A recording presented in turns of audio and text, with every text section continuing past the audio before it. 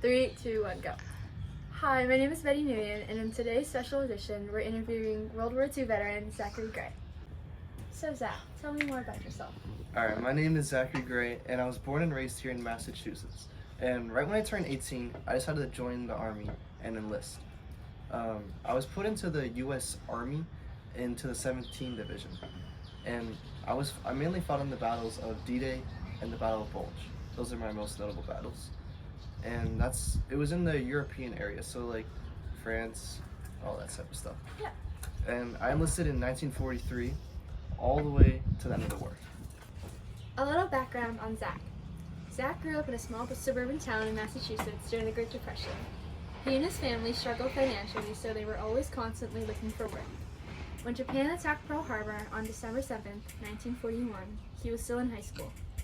Immediately after graduating from high school in 1943, Zachary enlisted in the military because, like other Americans, he felt the desire to protect his country. He believed that the war threatened democracy, and many of his friends had enlisted at that time. He trained as a BAR gunman, where he learned how to shoot a BAR, throw grenades, read maps, basic survival skills, and trench warfare tactics. After weeks of long and extensive training, he was sent to England to prepare for the Allied invasion of Europe. One of the battles that he fought in was D-Day, which is the invasion of Normandy. On June 6, 1944, he and his fellow soldiers landed on Omaha Beach in Normandy, France. It was one of the largest amphibious invasions in history, with over 150,000 Allied soldiers landing. The soldiers faced rough waves, heavy gunfire, cold water, and a chaotic environment. The other battle that Zach fought in was the Battle of the Bulge. Through December 1944 to January 1945, Germany launched a surprise attack in hopes to split the Allies. Soldiers faced extreme temperatures, snowstorms, frostbite, limited ammunition, little to no food, and frozen weapons. Now Zach, I have some questions for you about the war. So Zach, where were you when you first heard about Pearl Harbor? When I first heard about Pearl Harbor, I was still at school, and actually we just got out of school. One of my teachers said to check the radio with all my friends, and we heard that the Japanese just bombed Pearl Harbor, and I was like, wow. I still remember like it was yesterday. Perfect. Why did you choose to enlist instead of waiting to be drafted? That's a good question. When I was in high school, I didn't really know what I wanted to do, my future. But I wanted to have a purpose, you know. So I decided that fighting in this war would be my purpose. So I waited to literally my birthday when I turned 18 to enlist. And yeah, now I feel like I have success in my life, that I had this big journey, you know. So yeah. Good. So what was your first day of training like? Oh, it was brutal to say the least. They had when I first went there, they had no regard for us at all. Our sole purpose was to die for our country. But I remember being extremely exhausted after the first day, because they put us through so much work.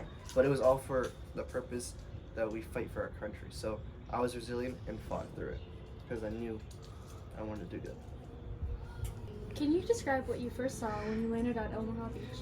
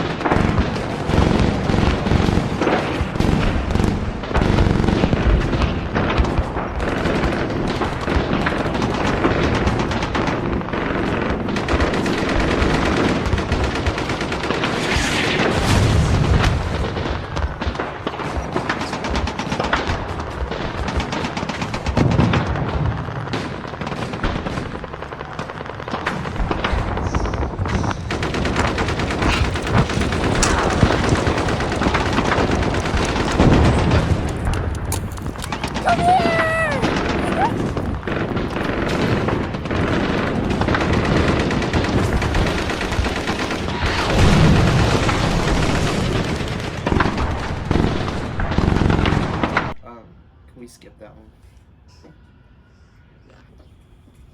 What were the winters like during the Battle of the Bulge? Oh wow, that was probably one of the worst feelings of my life. Um, like first of all, none of us had proper clothing, and all our boots were always soaked. Like there was water filled in each one because the snow would just like get on us and melt.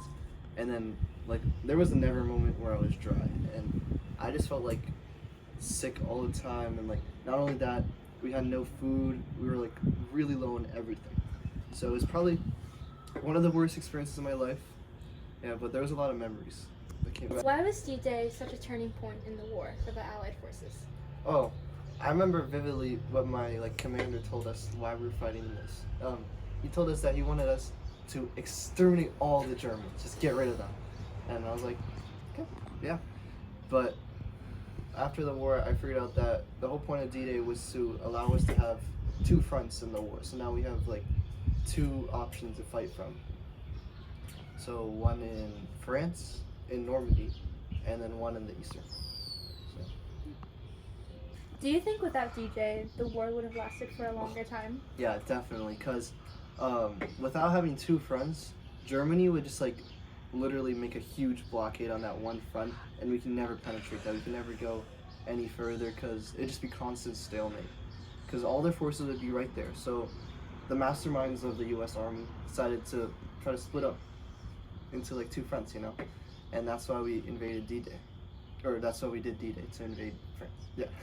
The advantages of the Allied forces during this war.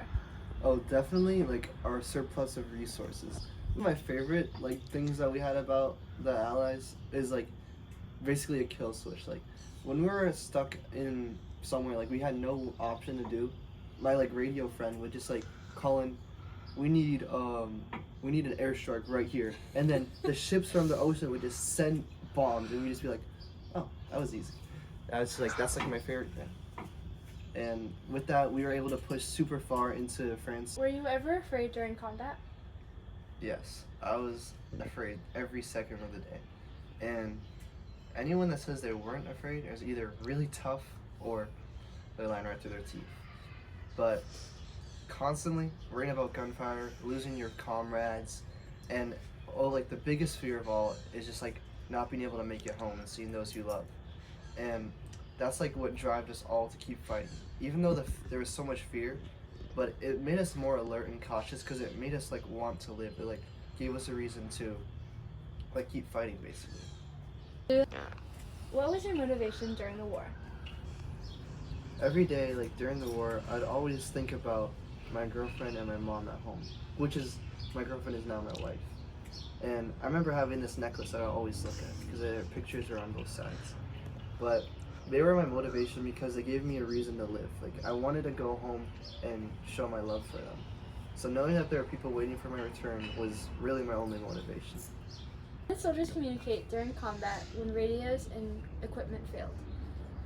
Oh, well, so in the war, like there was no really reliable source of like communications. Like there was always that one guy that would have the backpack with the radio on it, but honestly, he's always the target by the Germans because he has a big backpack. He's slowed down. So when the communications went out, basically, we were blind. Like we just had to just use our pure intuition and basically rely on our commanders because they knew the map, like they knew the area, and we just had to follow their lead. What was your most memorable wartime experience? Tell me a story you would tell your grandchildren. Oh, a story I tell my grandchildren? Alright, it's definitely this story. After we stormed the beaches of Normandy, we had to keep pushing forward into France to like push all the Germans out. And there's this one town that we had to get an airstrike for because we couldn't go in there. But basically, my buddy on the comms, he called in an airstrike on our location. So we had to we had to get out of there quick. And he realized a little too, luckily he realized like right away. He was like, oh shoot, I just called it on right here. So we ran as fast as we could, and then he got court-martialed. Yeah. So you mentioned being a BAR rifleman. I wanted to ask, what is a BAR, how did you use it, and why is it a specific role? Oh, so the BAR was like the main weapon that I used in the war, and that stands for the Browning Automatic Assault Rifle. And Browning is the company that makes the weapons. But the reason why this is different than the more standard infantry weapon like the M1 Garand is because this weapon was automatic. Its main goal was to like lay suppressive fire, cover fire, and those that means like fire so like our infantry could push up, you know. So I just like cover fire. Like I wouldn't be shooting at a target, but like shooting in the initial area so that Germans wouldn't like peek out and shoot at us. So basically, my goal, my job, was to lay cover fire so our infantry could push up. Do you still experience flashbacks? Yeah, all the time. Like in my sleep, especially in my sleep. I remember when I first got home, I like couldn't sleep at all because I just like wake up at night in the middle of the night and just be up because I was so accustomed to like all the like explosions, the gunfire, and when I got home it was just like nothing. But like I'd always get flashbacks. Like even now I still get flashbacks. Like I'd see something that reminded me of the war and immediate flashbacks. So you're wearing your Medal of Valor. Oh yeah. How did you earn it? So basically, it was in the trenches of Bulge, and many of my comrades were stuck in the trenches ahead. After we all like escaped them, like we vacated them, but some of my friends were still there, and my like commander was ready to just let them die, but I was like, no, they cannot die. Those are my comrades. I need to save them. So I ran out there, and two of them were injured, like badly injured, like they had missing legs, missing limbs, and it was horrible. So we had to carry them in our like on our shoulders and drag them back, all with gunfire shooting at us, explosions. It was intense, and I actually got injured pretty badly. So that's why I have my service dog here. What's his name? Oh, his name is Taro. Oh, you're pretty cute, bud. Okay, my last and final question for you is, what message would you share with future generations? That's hard. I think I'd say that to always fight for your rights, and like because your rights is like what makes you.